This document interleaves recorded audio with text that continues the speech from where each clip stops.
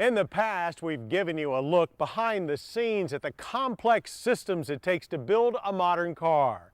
But most buyers are still unaware of the torturous endurance testing a design goes through before it even makes it to the assembly line.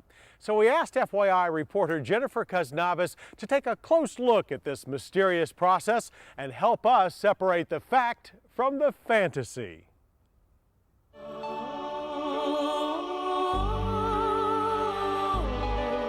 For millions of people all around the world, Disney World represents the land of magic, especially since General Motors added one new feature to the park last year. It's called Test Track, and it's one of the most popular rides here. But make no mistake, folks, this is not just fantasy. It's based on reality. Well, Test Track is an attempt by General Motors to take people sort of behind the scenes, if you will, a little bit under the tent cover. We want to give people an idea as to how we do our business, and in order to do that, we have to take them to places that, quite frankly, we don't even take our own employees. And that place is the Milford Proving Grounds, located just outside of Detroit, Michigan. This is where your car is put to the test.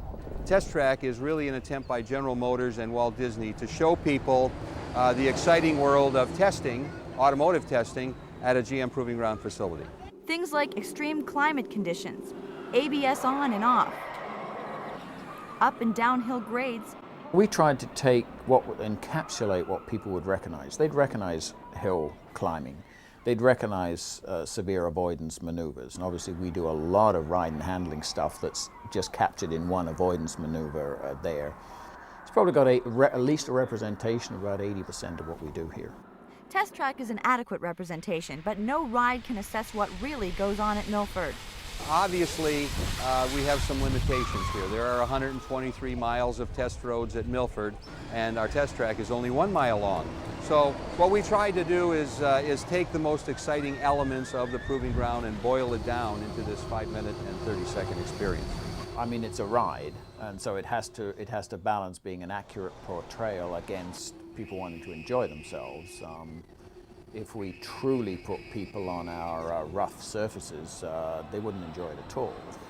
Our own drivers have significant trouble on it as it is. And before you climb on board, you get a glimpse at various other tests during the pre-show. And then there's the post-show, where you get to see the finished product. This is definitely not a roller coaster. Test Track is Disney's fastest and longest thrill ride that we have here. It's showcased here at Epcot. This ride is the first and only one of its kind that I'm aware of where the vehicle is self-propelled. It has an actual engine set up, electric engine in the back with all of the components and braking systems very similar to a car. Disney says between 16 and 20,000 people ride this daily. Of course, there's the problem with the long lines, but Disney has found a solution. Along with other rides here, they're using a system called Fast Pass. Essentially, you're making a reservation. We added our Fast Pass system to a Test Track to help generate more opportunities for guests to get through the attraction and see it.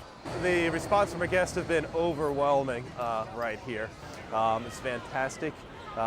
Mainly the thing I enjoy most is watching the guest reaction, how they enjoy it. Now we've heard from the experts, but aside from all the technical jargon, what do they think of the ride? I thought it came out very well. Very invigorating, thrilling, so many memories here.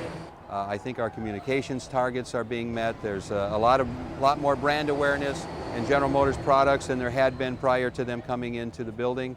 And above and beyond all else, I think they've been thoroughly entertained, which is, you know, in typical Disney tradition. So when GM and Disney started with just a blank piece of paper, they must have wished upon a star, because it looks like what their heart desired came true.